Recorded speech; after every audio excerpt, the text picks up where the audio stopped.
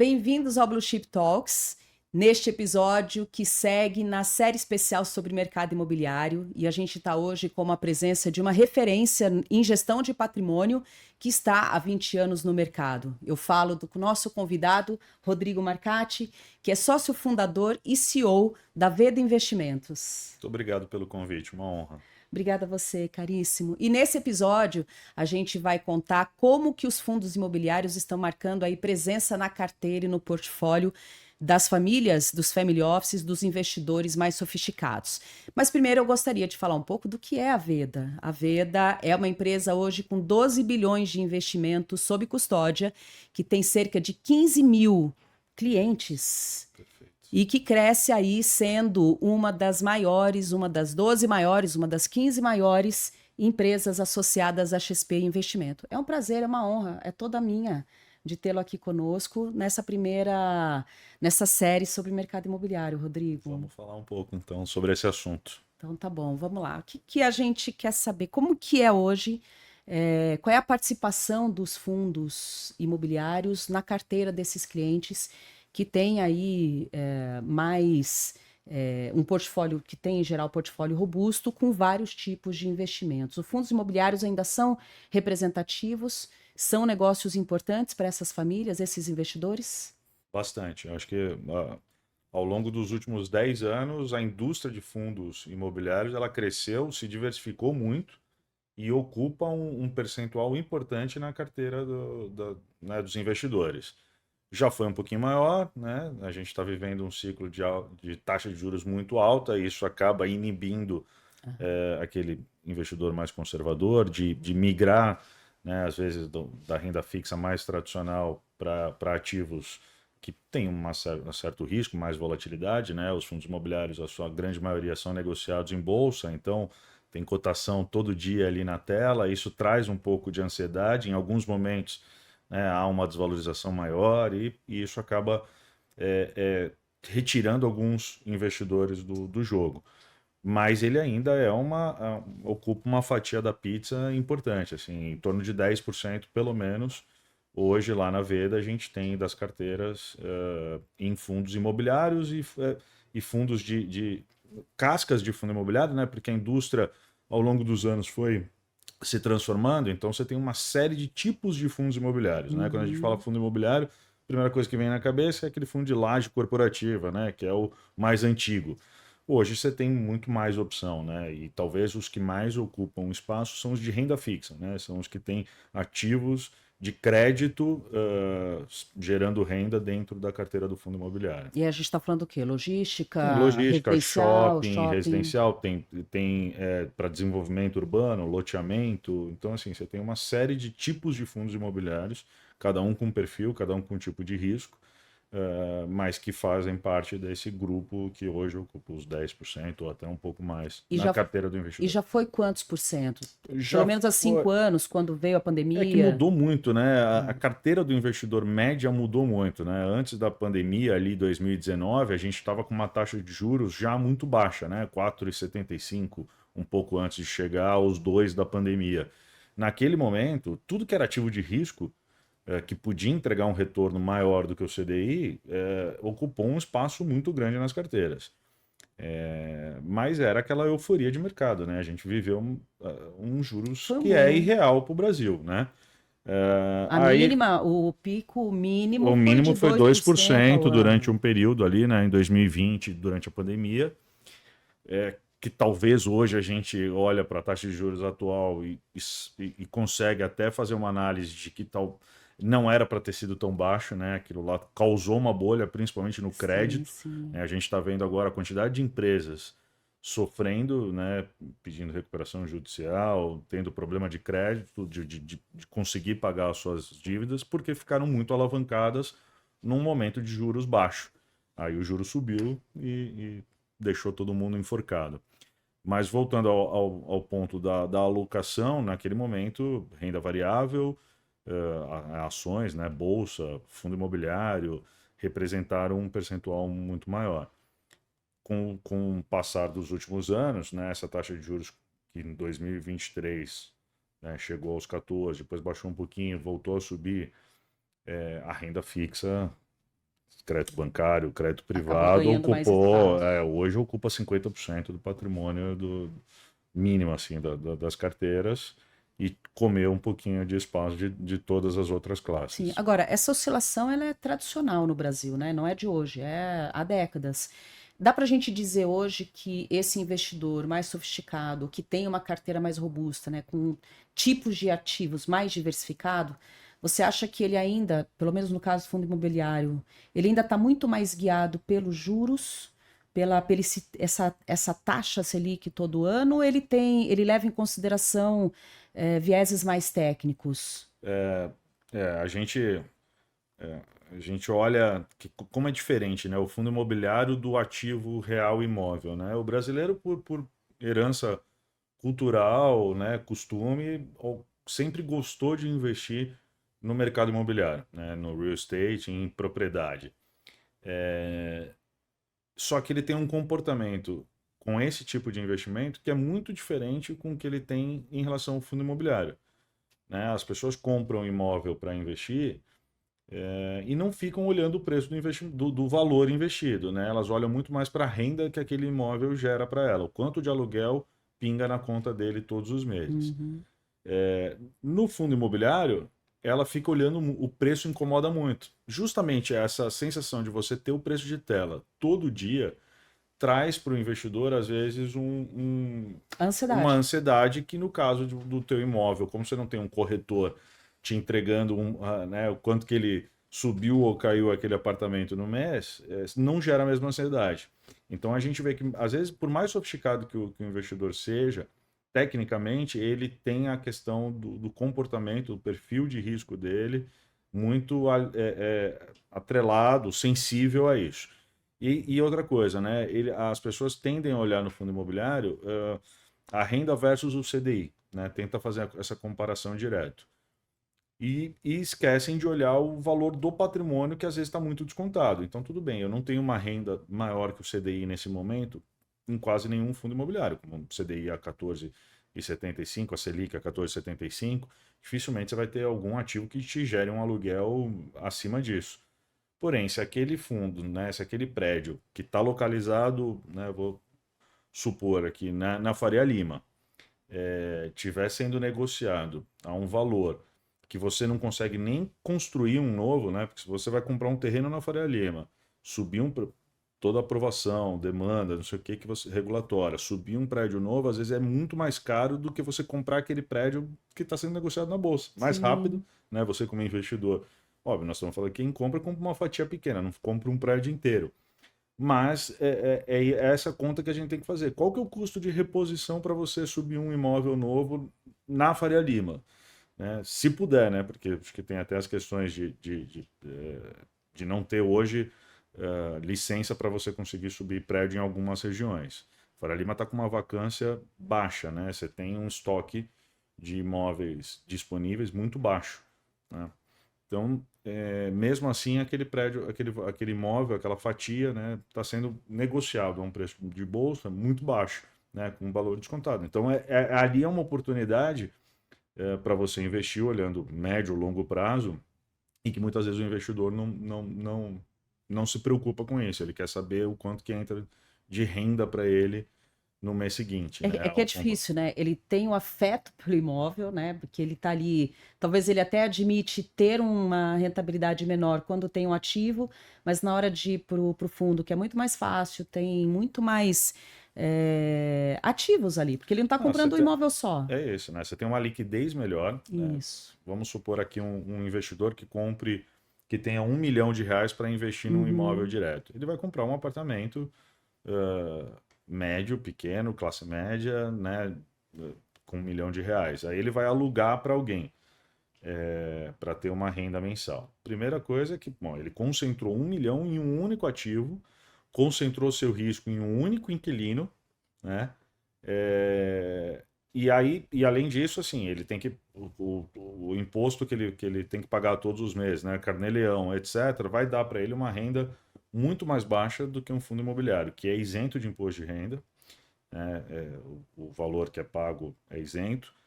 Com 1 milhão você vai comprar 5, 6, 10 fundos, né? Você pode dividir 100 Diversificar. mil diversificar muito mais. E aí você vai pegar todas as teses que a gente falou. Então, eu vou comprar um de logística, um de shopping, um dois de laje corporativa, um no São Paulo e um de laje corporativa no Rio de Janeiro, que está mais descontado ainda, de CRI, de desenvolvimento. Então, assim, você vai diversificar mais. Se você precisa de 50 mil reais com um imóvel de 1 milhão, você não consegue vender né, um pedaço do quarto para gerar liquidez. Você tem que botar o imóvel inteiro à venda, achar comprador, que não é da noite para o dia. O outro não. Eu preciso de 50 mil, eu preciso de 100. Você vai vender uma fatia lá do teu fundo imobiliário ou um fundo imobiliário. Você aperta um botão, vende hoje, daqui 2 dias o dinheiro está na tua conta.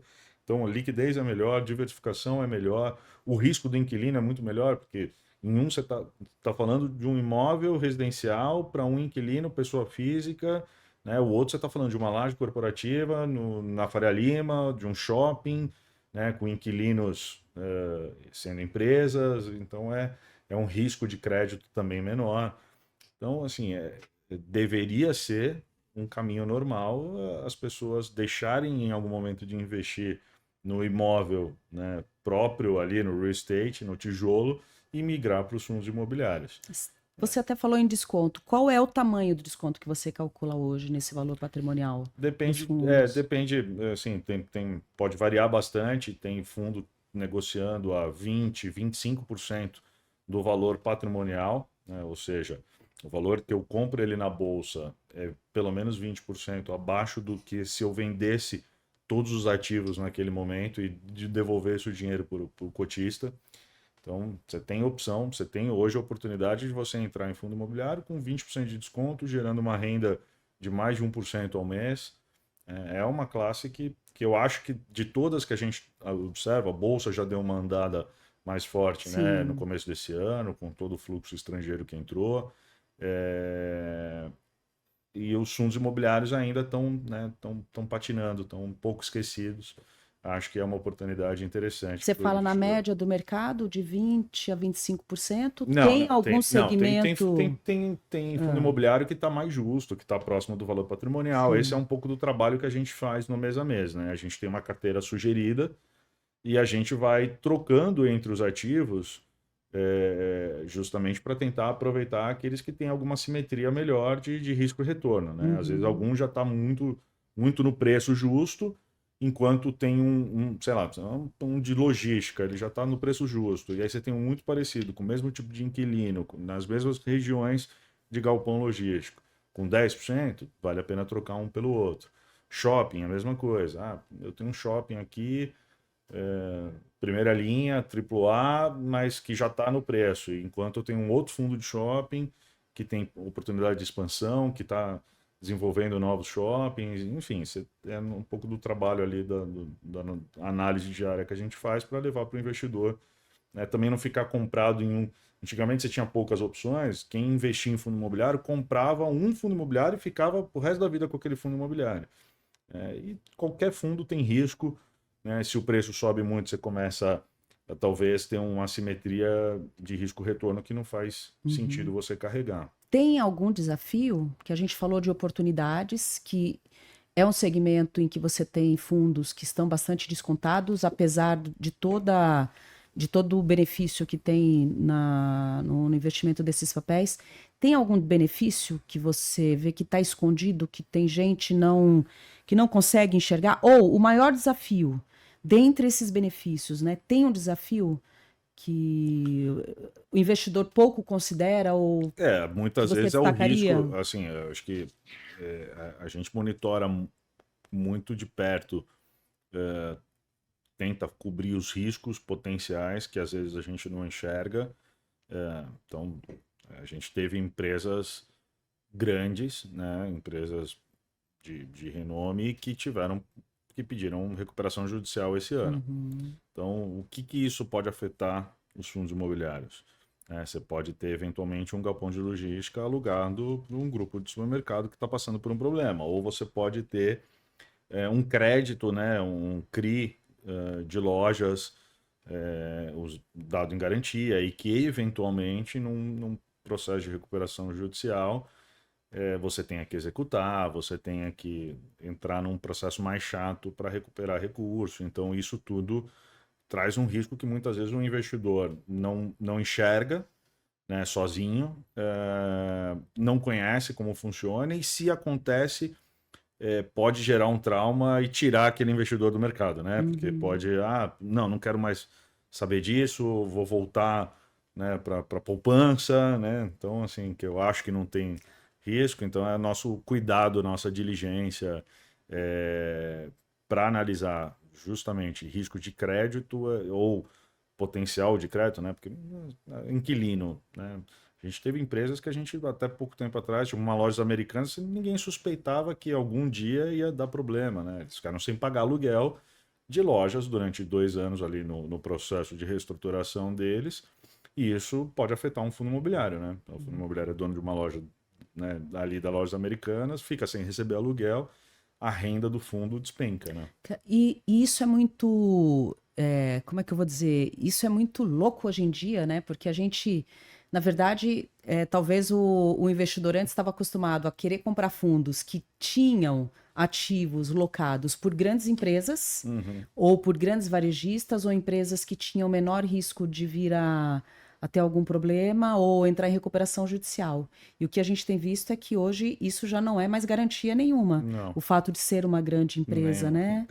No caso das lojas americanas, teve uma fraude que era mais difícil ainda da gente prever, né? Então, eu acho que como é que a gente mitiga esse tipo de risco? Primeiro, a diversificação, né? Que foi o ponto que a gente falou. A gente está diversificando sempre. Uma carteira sugerida nossa chega a ter 10 fundos diferentes. Segundo, é o monitoramento contínuo para ver se vale a pena manter aquele ativo na carteira do ponto de vista de crédito, de risco e do quanto ele está valendo. Porque se ele começa a subir, você começa a ter um prêmio menor para buscar nele, talvez é hora de rebalancear, de trocar. Então, tudo isso a gente, assim, não tem jeito. O investidor sozinho não consegue monitorar. A gente tem um time para fazer isso, de analista, né, de pessoas que estão o tempo inteiro cobrindo esses fundos, esses ativos. Mas eu acho que hoje a palavra que mais combina com a alocação é a diversificação. Esse é o único que a gente brinca no mercado, que é o único almoço grátis que existe, né? Todos os outros têm um custo, esse não tem. Diversificar é de graça, né? Então, aquela história de não colocar todos os ovos na mesma cesta é o que acontece. Você vai ter um pouco de fundo imobiliário, você vai ter um pouco de ações, você vai ter fundo, você vai ter um pouco de investimento no exterior, mas nos fundos imobiliários, né, você vai ter em um só, você vai ter em dois? Não, né? Vamos diversificar, vamos olhar teses diferentes, riscos diferentes. A indústria melhorou muito. Há 10 anos, fundo imobiliário, a gente vendia fundo imobiliário normalmente de um único prédio, Sim. que às vezes era monousuário, ou seja, era 100% de risco concentrado num único imóvel, numa única rua, num único endereço, alugado por uma única empresa. É o Pátio Higienópolis, né? O Historicamente, Pátio Higienópolis foi um dos primeiros fundos imobiliários. Tinha um fundo, fundo Presidente Vargas, que é o edifício Presidente Vargas no Rio de Janeiro, que na época era alugado por uma única companhia, se não me engano, a própria Petrobras ocupava um ali, aí ela resolveu sair com metade do imóvel. Para quem que se aluga a outra metade do imóvel, né, da noite para o dia, né? 10 andares, 15 andares num prédio no centro do Rio de Janeiro. Então, evoluiu. Hoje não tem mais fundo de um único edifício sendo lançado, né? Hoje você tem grandes fundos com grandes teses. Então, os maiores fundos imobiliários, hoje tem 5, 6, 10 bilhões de reais, e aí dentro deles eles têm todos os ativos, então já há uma diversificação maior. O número de cotistas subiu muito, o que torna esses fundos muito líquidos, então você pode entrar e sair sem grandes oscilações de preço a qualquer momento, né? Então, o mercado de fundos imobiliários evoluiu muito nos últimos 5 anos, e é uma tese que a gente gosta muito, né, por conta da isenção fiscal, enquanto existir, né, porque todo ano temos alguém novidades. tenta, né, alguém tenta dar uma garfada nisso. Por enquanto, né, eles continuam passando aí por fora das reformas tributárias. Então é uma opção interessante. Tem a distribuição mensal, que para muito investidor é importante, porque faz ali retirada de parte da renda mensal, e o fato de já entrar líquido na conta, na data Uhum. certa do mês, ajuda muito a nossa gestão, inclusive. Então, acho que Se a gente voltar um pouco, né? Na visão do gestor, como vocês, quando você vê empresas como Raizen, Pão de Açúcar, Americanas, que entram em recuperação judicial, excetuando os casos de fraude, uhum, mas quando você vê que são empresas que vêm por uma questão de macroeconômica, né? Dentro de casa, como é que você passou a olhar para o portfólio? O que que você leva em consideração? Se antigamente o investidor ou o gestor era levado por conta do grande inquilino que ocupar aquilo, por, sei lá, tempo de 10, 20 anos, o que que vocês avaliam hoje? Além de ter que olhar que inquilino é sim. esse, As garantias, né, é muito importante quando as você garantias passaram a ter muito cada vez mais, né? mais Porque com uma taxa de importância. juros, né, que nem a gente tem Claro. hoje, que é uma taxa que obviamente traz uma situação complicada para todas as empresas, todos os setores, não tem ninguém, não, isso não me incomoda, né?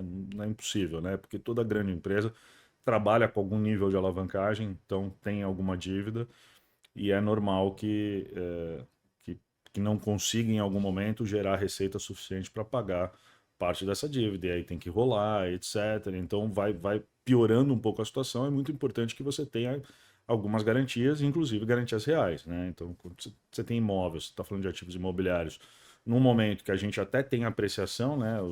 Os imóveis estão valorizando, é algo que a gente olha.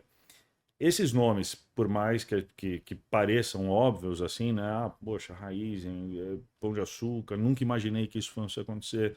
Não é um processo tão surpresa, né? É algo que a gente vem, né? Como a gente está no mercado olhando, a gente está vendo nível de emissão de dívida, a gente está vendo Claro. o preço dos ativos piorando, deteriorando ao longo do tempo, né? Então, tirando as fraudes, que é o que de fato são mais difíceis da gente prever, esses indicadores que a gente monitora vão nos dando também um pouco do direcional, vão contando um pouco da história ali. Ó, a Easy está emitindo mais dívida, está pagando um pouco mais, porque né, os bancos que estão colocando sabem que aquela dívida piorou, que a situação ali piorou. Então começa um processo. E a Raizen já faz um bom tempo que está ali na Sim, questão sim. societária, né? Do método, E da vocês Shell. trocaram carteira, assim, depois desses grandes movimentos, né, A gente de tentou, assim, a RJ? gente vai alertando alguns investidores, quando a gente já tem, né, volta lá no ponto da diversificação. A gente dificilmente aloca, por exemplo, mais do que 2% de um patrimônio num cliente, num único nome, numa única dívida. Por mais triplo A, né? Ela tem um rating triplo A, que às vezes não quer dizer muita coisa, né? A gente viu Sim. todos os históricos já de empresas que, mesmo sendo triplo A, tiveram problema. Mas assim, é triplo A, eu vou colocar 2,5% do cliente. Chegou, né? Começou a ter um ruído, teve um rebaixamento de rating, teve alguma situação que gerou para a gente uma piora, a gente vai tentar diminuir. Que nem sempre, né? Uma coisa já está marcada no mercado, né? Então a gente também não consegue se antecipar ao mercado, porque isso seria até só se eu soubesse de alguma informação que eu não poderia Sim. saber. Porque, de resto, as informações são públicas e tá todo mundo, deveria estar todo mundo acompanhando junto. Então, dependendo do desconto que tem para sair de um ativo antecipadamente, vale a pena. Né? Quem saiu, quando começou a piorar a história de Raizen, ela estava sendo negociada a 80%, do, do, Ela do, já do preço vinha, dela, ela já 80%. vinha Já sendo vinha. descontada, né? O mercado Hoje já ela, tinha hoje ela tá. dúvidas. Hoje você vai sair depois que de fato que o fato aconteceu, você vai ter um deságio de. Você vai sair a 40% do valor de face, né? Ou seja, Uhum. você vai ter um desconto de quase 60% do dinheiro que você investiu, se você quiser recuperar agora. Sim. Então, a gente vai tentando diminuir posição, a gente vai para alguns clientes que têm uma tolerância menor, a gente eventualmente sai, né, troca, amarga um prejuízo agora para tentar recuperar mais rápido. Sim, na medida que o mercado de fundos imobiliários cresceu, a gente também viu que os ativos a performar também ganharam mais relevância dentro dos fundos, né? E esses ativos, como é que eles estão hoje? Diante justamente desse cenário de insolvência das empresas, de dificuldade dos inquilinos em continuar honrando, muitas vezes na data certa, os Perfeito. pagamentos. A gente Tem tem uma o, ideia de quanto que os ativos a performar estão hoje dentro dos fundos? Não sei se você tem isso, uma não, média você de tem, mercado. não, você tem alguns fundos específicos, Uhum. normalmente fundos de crédito high yield, que olham para esse tipo de ativo, né? Isso não é algo comum a todos os fundos, Sim, né? Depende muito do mandato daquele fundo, daquele gestor. O que as pessoas esquecem é que às vezes, né, para você conseguir entregar um retorno de 15% ou mais de renda, você tem que assumir mais risco. Você está dando dinheiro para pessoas que têm uma capacidade de pagamento pior.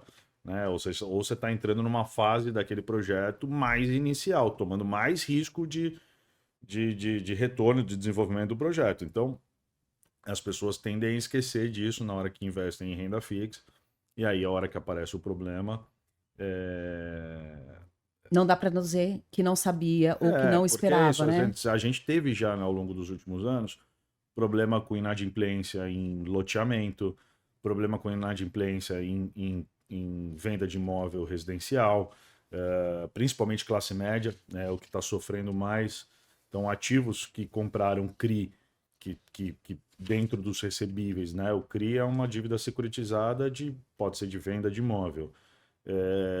Que ali dentro da carteira são ativos, são imóveis de classe média, você está com um nível de inadimplência mais alto, que pode superar a gordura que o fundo tem ali de proteção. E aí ele começa a afetar a tua rentabilidade. Né? Mas por que alguém investiu nisso? Porque, obviamente, ele tinha um retorno esperado melhor, maior.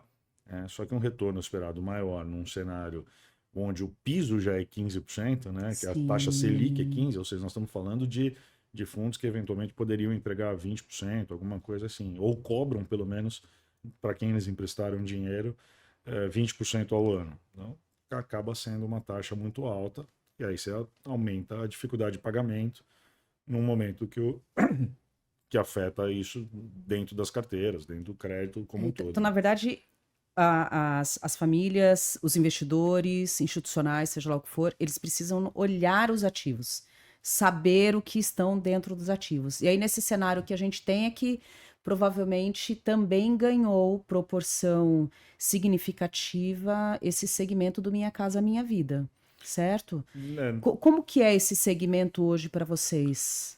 Ou para o mercado de modo geral? Como é que O você mercado, avalia esse avanço, né? mercado Já que os imobiliário, lançamentos sim. superaram 50%? O mercado imobiliário continua aquecido, né? Minha Casa Minha Vida e o de luxo, o alto padrão são as duas pontas que estão crescendo mais e continuam se valorizando, continuam tendo uma demanda positiva por parte do mercado, seja para ativo real ou para fundo.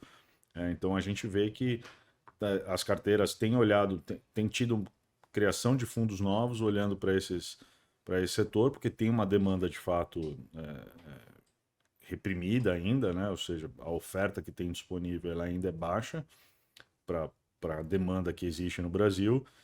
Tem algumas empresas que estão indo muito bem nessa área do Minha Casa Minha Vida e estão acessando um pouco de funding, um pouco de dinheiro através dos fundos. Né? É uma forma de você acelerar o projeto, desenvolver mais rápido, né? Tendo fundos como sócios. Então, tem nascido alguns fundos que estão olhando para essas teses. Né? Não gostam, como eu tinha acabado de falar, eu acho que a classe média, o imóvel padrão não tá performando tão bem, mas Minha Casa Minha Vida, por enquanto, segue firme e o alto padrão também. Você falou agora de um movimento, é um movimento de, então, fundo entrando com equity Isso, isso. na, Ou no, na comprando, ou SPE, comprando dívida também, ou ou comprando comprando, dívida. ou emprestando dinheiro. Tem os Uhum. dois. Ou ele entra no desenvolvimento mesmo, né? Entra com participação, ou entra através dos recebíveis, né? Você acha que pode ser uma tendência essa dos fundos entrarem com mais equity do que só comprarem? Acho que os dois. Acho que os dois. Eu acho que eles vão buscar. mesclar, vai ter fundo. Hoje, de novo, né, com a taxa de juros alta do jeito que está, correr risco de equity parece menos provável, né? Então, nesse momento, é mais fácil você vender para um investidor, ele não correr o risco do equity e ter o retorno Sim. através da dívida. Tudo bem que é mais binário, né? Porque do equity, se dá muito errado, você tem ativos, né? Você entra ali e consegue ter alguma solução para a empresa. Na dívida, né? É sim ou não, né? Se não pagar, não tem o que você. Aí você vai entrar numa. Se não tiver garantia e não pagar, você vai entrar numa fila ali que pode demorar anos para receber. Mas, dado que equity tem volatilidade, dado que equity é um negócio, é um assunto mais complexo, e no Brasil a taxa de juros é muito alta, você tem mais fundo, mais investidor entrando nesses processos através de dívida do que através de equity. Olha, até assim, avaliando o contexto, né? Provavelmente, então, porque a gente não viu falar em, assim como houve no mercado imobiliário, um efeito dominó de empresas entrando em recuperação judicial no mercado imobiliário, Sim. de construtoras. Mas a forma como você está falando, então, Não teve agora, né? A então isso gente que teve lá em é 2013, isso, né? mas será que a gente tende a ver maior ou talvez uma tendência de consolidação de construtoras e incorporadoras em razão de um cenário que é muito prático hoje, Uhum, que é a falta de mão de obra? sim. Então você tem os custos mais altos, custos de insumos em razão de cenário global, inflação que não está controlada ainda, mas está alta. Como é que esse cenário para vocês, né? O que mudou a favor só resgatando essa parte, né? O que mudou a favor das construtoras, que era diferente lá em 2013, 14, que a gente teve aquela crise mais aguda no Brasil, porque na época você conseguia devolver, fazer um distrato de um imóvel e recebia 90% do valor que você tinha investido. Hoje não tem mais isso. Hoje você não tem mais esse compromisso da construtora, obrigatoriedade de Devolver recomprar na 90%. hora, Ela pode né? nem devolver, ela pode não recomprar, fazer o distrato e nem ter ali para te oferecer, ou pagar um valor de mercado naquele momento, que às vezes pode ser 50% do que você investiu. Então, isso, porque o que aconteceu? Na época, todo mundo não Resolveram fazer conseguia o financiamento, distrato porque a taxa de juros era muito alta, ia lá, destratava, recebia 90. Aí a construtora ficava com um estoque gigante de apartamentos que ela já tinha vendido para vender de novo, enquanto ela estava tentando construir novos prédios. Então ela e pagar os e distratos, né? pagar os Pagar os distratos. Então, compradores. naquela época, assim, você teve uma consolidação muito forte na área de construção, porque de fato era um problema de crédito, né, de funding, de dinheiro no caixa das companhias. Várias grandes sumiram. Tinha tido consolidação, tinha uma empresa que tinha ficado enorme, como PDG, que acabou Sim, quebrando. sim. É, E que acabou hoje, de sair de uma recuperação judicial. hoje você tem muita construtora nova, pequena, né, que ficou nichada. É no bairro, naquele perfil, imóvel pequenininho, estúdio, ou é alto padrão. Então você tem essa questão do nicho que cada uma está atuando, você tem menos construtoras que são São globais, que né? são, Assim, que né, estão em que vários são em vários estados, estados, em vários perfis de de imóvel, tipo uma público. Cirela, que eu acho que é a mais, né, conhecida no Brasil em termos de produto, né? Ela tem vários tipos de produto, várias marcas e por aí vai. Hoje você tem mais de nicho, é normal. Eu acho que a gente tem visto que o preço do imóvel de fato parou de subir e começou a ter um aumento no estoque, né, do residencial, justamente nesse nicho classe Classe média. média. E aí você pode ter isso, em algum momento, um desdobramento disso para a situação saúde financeira das companhias. E aí vem a consolidação por conta disso. Puxa, É, então, a gente pode ver que o mercado de capitais é o braço que pode ser a salvação para essas empresas, porque a gente tem talvez o governo se posicionando forte com Minha Casa Minha Vida, com subsídios uhum. e, como é que eu vou dizer, até mesmo para consolidação de fundos ou quem olha para esse mercado e gosta, percebendo aí talvez uma oportunidade. Sem dúvida, É isso? sem dúvida. Uhum, muito bem. E aí o que eu gostaria de saber é o seguinte agora, vamos falar de cenário global, caríssimo, internacionalização.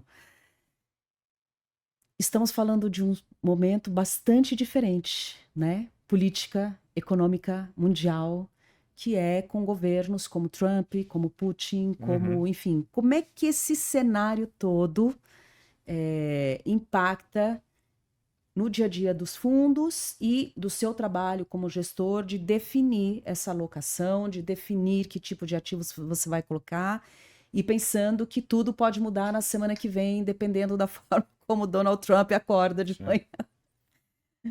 Por isso que eu volto ao ponto da diversificação, né? Não tem como Sim. a gente acertar em todos os ativos, a gente não pode se concentrar, porque se concentra, você tem um risco do ativo, né? De crédito, de acontecer alguma questão, uma fraude, etc. Aí você e tem que ter uma diversificação de classe de ativo e geográfica também para diminuir um pouco o impacto dessas notícias, né, dessas ações que vão acontecendo ao longo dos anos. Então, assim, a gente olha desde metais, ouro, né, para compor uma parte do risco da carteira, e dólar, né, dólar e dolarizar parte da nossa carteira é a nossa recomendação, né, mantra diário que a gente tem. O investidor brasileiro ainda tem pouco investimento no exterior, também por uma questão cultural. Antigamente, até pouco tempo atrás, as Não é pessoas. só câmbio? Porque tá Não, caro hoje investir. não, mas as pessoas associavam também ter dinheiro fora como se fosse algo Ilegal. ilegal, né? Então, você teve toda a questão da anistia lá em 2016 para regularizar o Sim. dinheiro que as pessoas tinham fora não declarado. E hoje você abre uma conta no exterior em 5 minutos, né? O processo ficou muito mais fácil, mais barato, é democrático também. Você investe pouco recurso, não precisa. Né? Ninguém está falando que para investir lá fora tem que ter uma empresa, uma offshore, com milhões de dólares. Não, com 5 mil dólares, 10 mil dólares, você tem uma conta no exterior. Ou seja, você está dolarizando e investindo em ativos internacionais, que muitas vezes trazem teses que a gente nem consegue investir aqui no Brasil, seja imobiliárias, né? Você vai investir, sei lá, em prédio que é feito para idoso na Flórida, né? Então, assim, coisas muito específicas, teses que a gente ainda não tem no Brasil para desenvolver, e ativos que também, né? Então, eu quero ativo da moda, eu quero investir em inteligência artificial. Né? Como é que eu invisto no Brasil em inteligência artificial? Não Não investe. tem, Né? não Não tem nenhuma existe. empresa listada na Bolsa desenvolvendo inteligência artificial. Enquanto na Bolsa Americana você tem pelo menos 50.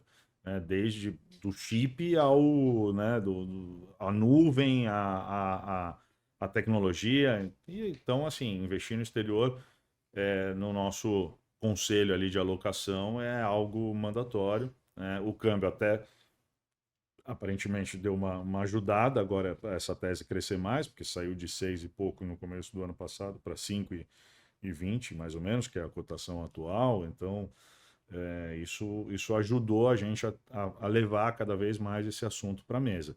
Porque isso acaba ajudando, né? Se piora muito as tensões de guerra, você tem uma tendência aos ativos, né, mais conservadores ou que as pessoas entendem que tem menos risco, como o dólar, te defender um pouco na carteira. Né? Então é uma forma que a gente usa para mitigar. Agora, o cenário é esse. Né? A gente acha que de tudo que vem acontecendo, né, de guerra, de tumulto causado pelo Trump, esse com o Irã é um pouco pior no sentido da oferta de petróleo, e aí isso vai gerar pressão inflacionária. Se persistir a guerra, o conflito por muito tempo, isso gera pressão inflacionária, né, no mundo inteiro. E a gente estava entrando num ciclo de corte de juros. Os Estados Unidos ainda tinha mais corte de juros para promover, parou. A gente no Brasil talvez poderia ter começado O ciclo o de ciclo com, redução. com um corte maior, não foi justamente porque agora a gente não sabe quais são as condições que vão se apresentar daqui para frente. Então, é um tema mais para a gente ter que analisar, olhar nesse momento de investimento. Hoje, no geral, esses investimentos fora representam quantos por cento da carteira dos brasileiros que estão investindo lá fora? A nossa sugestão é de 10 a 15. Né? A gente ainda não tem Isso que eu falar, esse percentual, não tem. Mas é Uhum. uma sugestão que a gente dá. Se chegar hoje um investidor com recurso líquido e pedir para a gente uma sugestão de alocação, vai ser essa a proposta, vai ser em torno de 10 a 15% que a gente Com o vai câmbio colocar. hoje, que você acha que ele está já num patamar, não vai descer Normalmente muito? a gente não faz de uma vez, né? Ok. A gente fala vai fazendo custo médio aos poucos, não vai acertar nunca. Qual o melhor câmbio, né? Agora é 5,20, pode ser que chegue a 5, talvez, né, se piorar a situação vá a 5,40, então é difícil a gente prever. O que a gente tem é que no longo prazo, me parece que né, se perguntar para qualquer pessoa, você prefere ter sei lá, $1.000 ou $5.000 daqui 5 anos? Provavelmente a pessoa vai responder que prefere ter $1.000. Então, essa é a forma que a gente tem para olhar para isso. Sim, os ciclos são mais curtos também, né? Diferente de 10, 15 anos atrás, que você comprava e tomava a decisão de que ficaria, por exemplo, fora com aquele investimento 10, 15 anos. Hoje não, hoje você compra com a chance de talvez daqui 5 anos vender, Não, mas porque você tem isso é tudo mais muito líquido. oportunidade, né? É tudo muito fácil, tudo muito líquido. Hoje você Uhum. faz qualquer transação no dia, compra qualquer fundo de investimento no exterior e se quiser, vende. Em 5 dias o dinheiro está na conta de volta. Então, mudou muito, né? Nesse sentido, antigamente era muito mais. Isso quando a gente ouvia histórias lá do começo de carreira que para alguém mexer no dinheiro que estava na Suíça, ele tinha que ir até a Suíça, né? Ele tinha que pegar um avião, Abrir ir o para a cofre. Suíça, falar com o banqueiro, marcar a hora. Hoje todo o processo de investimento é muito mais simples, o que às vezes torna mais perigoso, porque muita gente toma a decisão sem se aconselhar, sem, né, conversar com o especialista, e aí isso pode trazer um impacto negativo por algum motivo, né? Claro. E aí, o que talvez assuste mais hoje o investidor brasileiro? É a dinâmica global, que todo dia é uma novidade, ou a questão fiscal ainda no Brasil? O viés doméstico é sempre mais forte, né? Tanto é que muita gente ia por. A gente tem uma cesta de produtos internacionais muito maior do que os que a gente conhece aqui no Brasil. E mesmo assim, até pouco tempo atrás, o investidor brasileiro mandava recurso para o exterior e quando chegava lá, comprava bonde de empresa brasileira, né? Porque o viés doméstico sempre. Ah, não, tô comprando o bonde do Banco do Brasil, Pô, você mandou o dinheiro para fora, você dolarizou e vai comprar A empresa empresa brasileira, brasileira. não faz sentido, né? Mas era um viés comportamental muito forte. E assim, a gente olhando aqui, a gente tanto para o bem quanto para o mal, né? Às vezes a gente deixa de tomar decisões de investimento falando, puxa, o Lula, não sei o quê, ou o Bolsonaro. Quando você vai fazer roadshow, vai conversar com investidor, né, lá fora, com gestor de fundos, etc.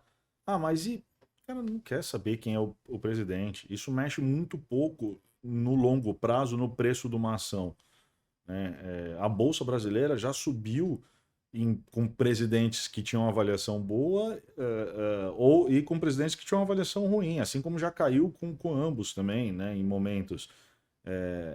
Porque ali o valor da empresa, o que ela está gerando de caixa, muitas vezes não está ligado a isso, né? É que no curto prazo, e a gente com a notícia na tela o dia inteiro, você toma decisões às vezes emocionais, ou não toma por medo de alguma coisa. Então, o que a gente fala, óbvio que o fiscal, né, que eu acho que é a pergunta, é algo que nos preocupa muito, porque essa situação é insustentável. Mas se a gente acredita que isso vai ser endereçado de alguma forma em 2027, a hora para a gente começar a alocar é agora, em alguns ativos que vão se beneficiar de uma taxa de juros mais baixa, que provavelmente vai acontecer se você tiver um crescimento de dívida minimamente controlado, né? Como foi ali em 2019. A gente viu isso acontecer, a taxa de juros foi muito mais baixa naquele momento. Então a hora de você tomar algum risco, de repente, é agora. Porque se você esperar 2027 isso ser entregue de fato, você vai ficar fora de alguma correção que já vai ter existido. Sim. Lá fora, o brasileiro, esse investidor também mais sofisticado, ele também. Tinha uma época que ele comprava muitos imóveis físicos, né? O Uhum. ativo, na Flórida. Mas isso tem um risco Houve. de imposto gigante, né? Imposto de sucessão nos Estados Unidos é muito maior do que no Brasil. Então, mesmo que você faça através de uma offshore, a parte tributária tem que tomar muito cuidado. Hoje, assim, a gente faz todo esse aconselhamento, né, não só de investimento, mas também sucessório, tributário, porque às vezes você olha muito para retorno e esquece de olhar o imposto que você paga, né, ou a complicação na hora de uma sucessão. Então, tudo isso tem que ser levado em consideração. Mas hoje o investidor brasileiro que está lá fora, ele é mais simples, né? Tem muita gente na bolsa americana, obviamente, gera muita oportunidade e foi um dos ativos do mundo inteiro que melhor performou na década, né? Então atrai muito investidor que quer estar posicionado. Mas também comprando só Coca-Cola, Não, não, Apple. não. As mais famosas hoje Ah, são as empresas de tecnologia, né? sim, Google, Google. Meta, Aham. Amazon, empresas que continuam crescendo, dominando o mercado, né? E ano a ano que todo mundo fala, tá caro, mas sobem mais, né? Então continuam sendo as queridinhas, né? É, e fundos, né? E teses de fundos de investimento, né? Você tem fundos de tudo que é tipo, tem fundo de dívida, de crédito, a fundo de ações setoriais, fundo de tecnologia, fundo de saúde, fundo de, não sei, enfim, bolsa chinesa, Então dá para dizer que os fundos imobiliários lá fora também não são tão os os REITs, como grandes. chamam. Sim, eles não são os grandes. Como é que o ativo que interessa ao brasileiro. Já É já mais passou dessa difícil, fase. não, aí o REIT, né, que é o fundo imobiliário Sim. americano, ele não, assim, aí ele não tem, o brasileiro tem uma dificuldade de alocar por não conhecimento do produto, né, assim, que ativo que fundo é esse, quem é que faz gestão, aonde são os imóveis, por não ter não conseguir tangibilizar tão facilmente, ele aloca menos nesse tipo de ativo. E como o fundo imobiliário aqui no Brasil, né, já é uma oportunidade, às vezes ele, prefiro estar o meu dinheiro nos Estados Unidos, ou estar em dívida, ou estar em ações de companhias americanas. Ok. A maior parte hoje é nisso. Cara, vamos concentrar agora um pouco em Veda. Como é que vocês conseguiram evoluir de uma casa de estrutura de assessoria para um ecossistema de serviços financeiros? Vocês pretendem um dia ser banco? Acho que não, não. Dá muito mais trabalho. Principalmente porque a questão regulatória, né, Aham. é muito forte, é muito caro. Então a gente brinca que o escritório é um asset light, né? A gente está credenciado a XP, que é nosso principal parceiro, que já nos provém toda essa cozinha, deixa para eles a dor de cabeça do regulador e a gente fica com a parte que a gente gosta e sabe fazer, que é assessoria de investimentos. Hoje, como você disse, né, em assessoria já tem formas diferentes de atuar, que já é completamente diferente de quando a gente abriu a empresa 9 anos atrás. Né? Hoje eu posso atuar sendo comissionado por transação, ou eu posso cobrar um valor fixo do cliente e não ganhar nada nas transações. Posso fazer consultoria, né, que é olhar não só o investimento que está comigo na XP, mas o investimento que está com esse investidor em outras instituições. Eu posso fazer o consolidador, a gestão disso para ele. Então, tem formas diferentes de atuar e também as demandas do investidor foram aumentando. Né? A gente já é o principal relacionamento dele quando se fala em investimento. Por que também não prover crédito quando ele vai, né, quando ele toma a decisão de comprar um imóvel, seja para investimento, para moradia? Por que não fechar um câmbio quando ele vai internacionalizar ou pagar uma conta no exterior? A gente também criou uma área de advisor para quando esse nosso cliente quer comprar ou vender a empresa, ou simplesmente fazer a avaliação sobre a empresa que ele é dono. Seguros, então seguro que é um tema super importante quando a gente fala de planejamento tributário, sucessório. Será que né, que a família está bem resguardada caso essa pessoa venha a faltar? Será que a empresa vai ter dinheiro para recomprar um sócio se ele morrer porque não quer que a esposa, ou ao contrário, Assuma. assuma? E Uhum. como é que eu retiro os herdeiros se eu não tiver um seguro para gerar caixa para a empresa naquele momento? Então, o seguro entra também como um produto importante nesse planejamento que a gente faz, né, sobre a vida, sobre projetos futuros do nosso investidor. Então, a gente faz todo esse cross-sell, né? Tudo que está ligado ao mercado financeiro passa a ser um produto para a gente alocar, olhar, distribuir. Então você está trabalhando para ser um consolidador. É isso. É isso. A ideia é. Ah, sim, né? E a ideia é, ao longo dos 9 anos, a gente conseguiu criar essa estrutura, né? A gente trouxe bastante gente para o time que eram especializados em cada um desses temas para compor um ecossistema. E hoje a gente vê uma indústria que nem todas as casas têm esse tipo, às vezes é muito forte em um assunto, mas não tem todo esse ecossistema. E aí hoje o nosso projeto é, né, talvez fazer algumas aquisições, incorporações para aumentar o time comercial, para aumentar a carteira de clientes. Certo. E aí com essa, assim, dominando todos essas vertentes ou esses braços, vocês podem ir também para outros estados, né? Com Você já tem certeza. hoje escritório no Sul, Curitiba, Florianópolis. Balneário Camboriú, Aham. Rio de Janeiro, interior de São Paulo, Minas. É, sim, né? É que também a questão da tecnologia vai facilitando muito a vida, né? Eu mesmo tenho clientes em Manaus, em Belém do Pará, que eu nunca fui fisicamente, mas estou ali no contato com a pessoa frequentemente, né? Porque a tecnologia, depois da pandemia principalmente, né? Que a gente aprendeu a usar, né, com mais frequência, incorporou na nossa vida o tal do videochamada, né? Então facilitou muito o processo. Às vezes, para o cliente distante, é até uma forma, ele se sente até mais confortável sendo atendido por alguém que está de fato no mercado financeiro aqui em São Paulo e não seja da cidade, até por uma questão de sigilo, de desconfiança, do que se eu montar um escritório meu lá na cidade do interior, etc. Mas sim, a ideia é a gente fazer consolidação e nesse processo é normal que aumente a nossa distribuição geográfica também. E já está caminhando para fazer alguma aquisição este ano ainda? A ideia é terminar o ano É, com mas com vocês alguma acham? notícia nesse sentido. E aí vocês estão, assim, já tem uma provisão de quanto pode ser essa aquisição, o tamanho disso? Não, a gente tem, né, hoje a gente está com 12 bi, né? A gente Aham. gostaria muito, as principais empresas que hoje já estão com algum tamanho, né? Mas ainda não tem todo esse ecossistema, são as que estão entre 1 a 2 bi de tamanho. Então são essas que a gente tem Ah, conversado. ok. E aí E a, o e que a, conta muito é se tem facilidade, se tem sinergias para gente ter ganho de fato nisso. Sinergia de custo, sinergia de equipe, né? Se eu consigo integrar rápido a equipe na nossa cultura, no nosso modelo, se eu consigo absorver em algum escritório que eu já estou. Então, tudo isso a gente tem que levar em consideração para tomar essa decisão. Mas são muitas empresas, né?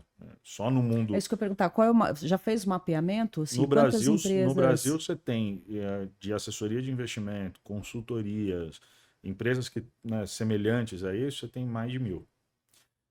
Então, Com um tamanho entre 1 bi e 2 não. bi Aí isso sob custódia? reduz bastante, mas Tá. talvez Então a seja gente está umas falando do 300 mercado todo. empresas entre 30%. bastante, né? Porque você não tem só a plataforma da XP, tem as outras Claro, plataformas, claro. tem as consultorias, tem os family offices. Então você tem um grupo grande de empresas. Só a assessoria de investimento, né? O antigo agente autônomo, você tem 400 na plataforma da XP. Né? Tem mais cento e tantas no BTG, enfim, já é um. Metade dessas 1.000 já são só assessorias, né? E aí você tem as consultorias menores, você tem os planejadores financeiros, enfim. Essas aquisições podem abrir espaço para você entrar em outras, talvez em outras frentes que você ainda não tenha, ou estar em setores, por exemplo, a área que você está, Minas, por exemplo, muito próximo ali de Centro-Oeste, Nova Fronteira do Agro, que está próximo a Matopiba, né? Que são áreas que com agro, A que é um gente dos setores tem. mais importantes da economia, você vai ter clientes produtores rurais, por exemplo, na sua Pode carteira? ser, assim, eu acho que tem muitas teses que a gente está olhando, tem produtos Uhum. novos entrando de fato na prateleira, né? Então, recentemente a gente começou a trabalhar consórcio, que não era um produto que a gente Ah, dominava. Então, a todos os gente, tipos de consórcio? todos os tipos de consórcio, Residência, residência, veículo. imóvel, Uhum. prédio, enfim, tudo. Temos já como trabalhar. Ainda é uma carteira tímida, porque a gente está começando isso, mas é algo que a gente vê que está crescendo e a gente quer entrar com mais força. Então, tanto aumentar produto, quanto quanto investir em algumas tipo de captação de cliente, regiões, que a gente tem que, às vezes, não cair na tentação de querer fazer tudo ao mesmo tempo. Né? Porque, não, isso aqui parece bom, aqui tem oportunidade, alguém está crescendo, meu vizinho está fazendo. Se a gente tenta fazer tudo ao mesmo tempo, a gente se atrapalha, né? Perde foco, perde qualidade. Então, como a gente já passou por alguns desafios ao longo desses 9 anos, hoje a gente, nesse momento de mercado, com os desafios macroeconômicos que a gente tem, o custo do dinheiro, a gente está indo, né, de forma mais cautelosa. Então, o nosso objetivo é aumentar o time, né? A gente está tanto contratando quanto olhando para possíveis aquisições, porque a gente depende de novos clientes, é assim que a gente faz o motor continuar rodando. Então, nosso objetivo é terminar 2026 maior do que a gente começou. Em quanto? Quanto sob custódia? O nosso objetivo é bater 15 bi esse ano. Muito bem, um crescimento de pelo menos 20%. Que vem parte do próprio ativo, né? Com essa taxa de juros, com os ativos andando, a gente tem um crescimento desse recurso de forma natural. Tem o que vai vir através de novos assessores, dos assessores atuais, de novos assessores e de uma possível aquisição sendo feita. Esse ano ainda, segundo semestre. Tomara. Muito bom. E aí, para a gente já ir concluindo, eu queria que você me desse uma perspectiva. Qual é a maior distorção hoje que existe no mercado, que você percebe que existe no mercado, que talvez alguns investidores ainda não perceberam e que você acha que pode ser uma grande oportunidade para 26 ou passadas as eleições, para os próximos anos? Eu gosto muito de verdade da tese dos fundos imobiliários. Eu sei que é a pauta principal aqui da conversa e acho que entre todas as classes de ativo, hoje é onde estão as maiores oportunidades do ponto de vista de preço. Com maior... Ok. É isso. Eu acho que a Bolsa já deu uma corrigida. A gente tem um problema na nossa Bolsa, que é uma super concentração em poucas empresas. Né? A gente precisa ter uma nova janela de IPO, de abertura de capital, para dar uma fomentada maior na Bolsa. Que ainda está longe, né? Nesse ano, tem algumas empresas que já falaram que vão fazer, mas tudo lá fora, né? Empresas brasileiras que vão abrir capital nos Estados Unidos. Na Bolsa brasileira, acho que só em 2027, só com talvez um governo novo. Por enquanto, está difícil de enxergar uma janela de oportunidade. Tem muita empresa descontada, né? O cara não vai querer botar dinheiro ainda numa promessa, né? Porque a bolsa, a ação, quando vem, ela vem ainda na promessa, né? A que já está com capital aberto e está descontado, você sabe, né? Você conhece, você consegue se aprofundar mais na tese, nos números. Então, tem muita oportunidade ainda nesse sentido, mas fundo imobiliário eu acho que tem mais ainda.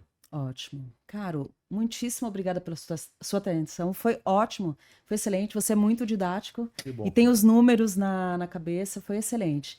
Então, você gostaria de dizer algo para o nosso público? Agradecer, espero que gostem do bate-papo. Espero tê-lo aqui em outras oportunidades. Foi ótimo. Quem sabe falando também de outros tipos de ativos, novidades que o mercado deve perceber. Tá bom? Uma honra. Então, estivemos aqui com o Rodrigo Marcati, sócio fundador e CEO da Veda, que hoje tem um patrimônio, que tem hoje um investimento de 12 bilhões sob custódia e que espera fechar 2026 com pelo menos 15 bi, e aí com a ajuda não só do crescimento orgânico, mas também de aquisição. É isso. Então, desejo boa sorte, caríssimo, e espero encontrá-lo outras vezes. Obrigada pela oportunidade. Sucesso pro projeto aqui também. Obrigadíssima. Obrigada mesmo pela atenção e pelo prestígio de participar aqui conosco, principalmente dessa primeira série, que é a nossa série de estreia. Então, espero vocês no nosso próximo episódio. Então, um abraço, até mais.